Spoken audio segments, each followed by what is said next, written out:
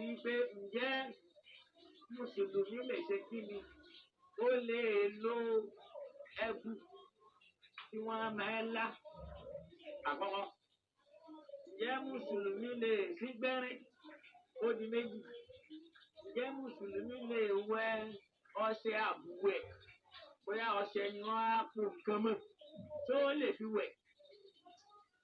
Ǹjẹ́ mùsùlùmí lè jẹ àṣejẹ. Pẹ̀lú ìjábàtò ti bọ́ọ̀lù tá a bá ní ká béèrè ìdáhùn ọ̀rọ̀ ní lọ́dọ̀ àwọn kan wọ́n sọ wípé kúlù mẹ́rin kẹrìnlá ṣèkù wọ́n á ní gbogbo ń ta kálẹ̀ yóò ẹ̀bọ̀ ni. Ẹ jẹ́ ká dira wa lérè pé ń ta kálẹ̀ yìí ẹ̀sùn wọ̀ ṣèkù amọ̀rẹ́ ìrò ṣèkù ṣé bọ́ ni àbí kìí ṣe bọ́. Àpá láwọn àfọ àtàwọn sáfà gbà. Kódà lára àwọn ẹ̀mí ìtọ́já sí pé ní wọ́n tún lọ ilẹ̀ Lárúbáwá tí wọ́n darí dé. A rí àwọn ẹ̀mí ìtọ́rọ̀ yìí náà tó dàrú mọ́ lọ́wọ́. Ìyẹn náà ló fa sábàbí pé tọ́ àwùjọ wọn gbọ́dọ̀ má dàrú.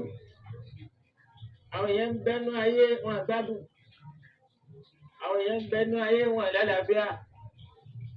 Mùsùlùmí lọ bẹ́ẹ̀, àwọn kan lọ ṣọ́ọ̀ṣì. Àwọn kan wọ́n ti lọ lé àwọn adáhunṣe. Wọ́n tara bẹ́ẹ̀ wọ́n fi ìsìláàmù lẹ̀. Kódà ìsìláàmù ẹlòmíì gan kò dán mọ́rán mọ́. Látara wípé àmọ́ ẹ̀lùbọ́n bẹ́yìn ẹ̀lẹ́ni wọ̀l ara. Akéwúlò àtúwá mẹ́yàtọ̀ bẹ́yìn ẹ̀lẹ́ni wọ̀l ara. Láàrin tá a lè sọ pé hādhā ḥarāmun wa hādhā ḥalāl. Afẹ́mọ́ tí wọ́n yàtọ̀ láàrin halal wal haram.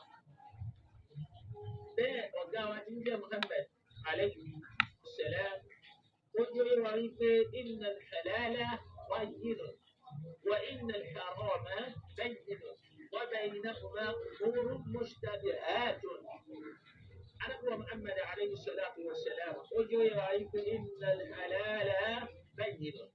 Ìta ń pè ní halal.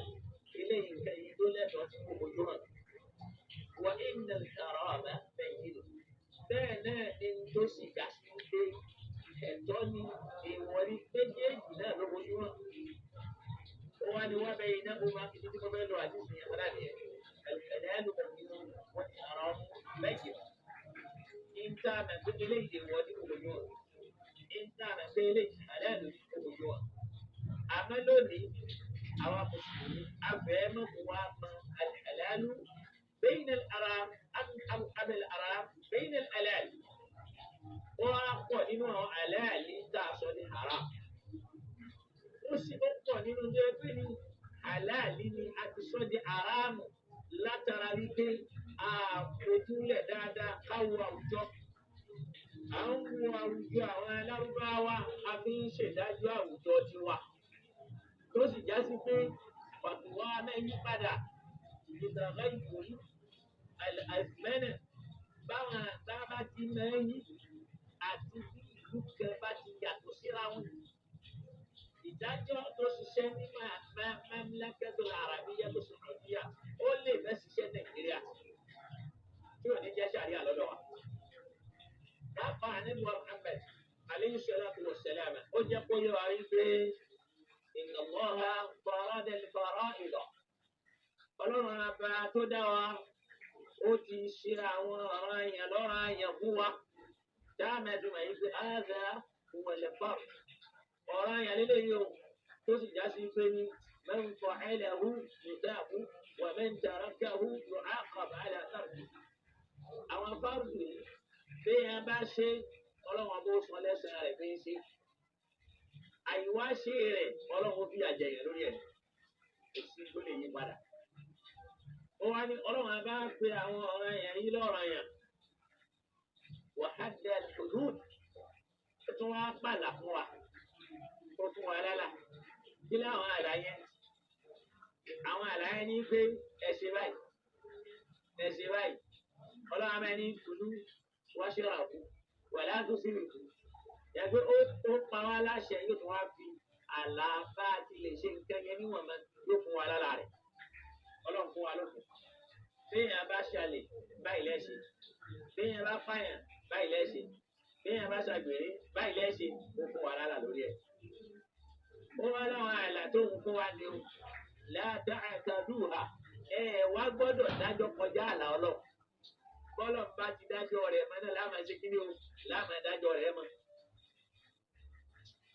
ọba yìí wá ń anábì wá lọ́wọ́ ọba yìí arúrámẹ́lì ẹ̀ṣìyáhà ó tún wá ṣe àwọn nǹkan oríṣiríṣi ó sì wọ́n lé wọ̀ ó ní wọ́n lé tẹ́ńtẹ́ ikú ha àwọn tọ́lọ̀ wọn bá pèlè wọ̀ yẹn o lẹ́ tẹ́ńtẹ́ ikú ha ẹ má fa ọgbà rẹ̀ yá ọgbà tọ́lọ̀ bá tilẹ̀kùn rẹ̀ pé tó ẹ má ṣí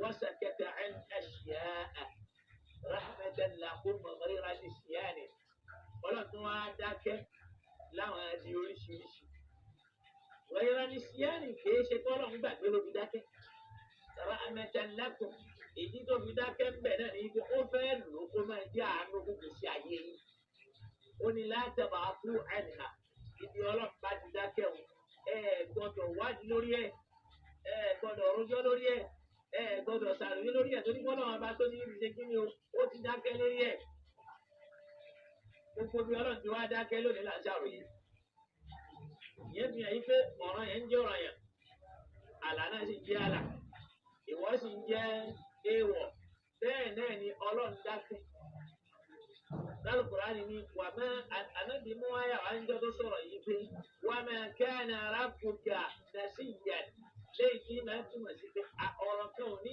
jọ́rọ̀ àdẹ́bì kó má ṣe dèdè àlùkùránì gbogbo ọ̀rọ̀ tá a bá mú wá láyé tó bá ti lè ya pa kùránì kìí ṣe kí ni o kìí ṣe ọ̀rọ̀ àdẹ́bùwà Muhammad sallallahu ta'ala alayhi wa sallam torí pọ́lọ́ wọn bá nídìí kí àdẹ́bì sí lọ́dẹ walau taqawwala alayna ba'd al-aqawil la'akhadna minhu bil-yamin tí wọn náà bá lọ sọ̀rọ̀ kí tọ́rọ̀ yẹn wá yàtọ̀ sí táwọn ọlọ́run bá ń wí ó jẹ́ yàláyàyà ń bá nẹ́bì nínú kámẹ́sì wá sọ kí ni kámẹ́ wàá sọ àwa.